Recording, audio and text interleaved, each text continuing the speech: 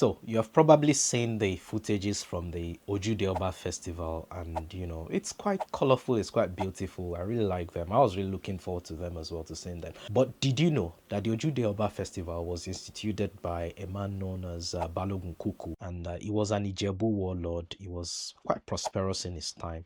But the interesting thing about him was that at some point he was actually a Christian. You know, fine, he grew up as a traditionalist like many people within the era, but at some point he embraced Christianity. However, he had to quit because the missionaries demanded, or the church demanded, that he relinquish some of his wives. He was a polygamist. He had many wives. I don't know how many, but he had many wives, lots of them. So the church demanded that for him to be baptized, he had to let go of some of the wives and become monogamist. So, and the man refused. Where are they going to go to? And he probably married many of them for various reasons, various features. So he couldn't decide which one to. So I said, you know what, I'm not doing this anymore.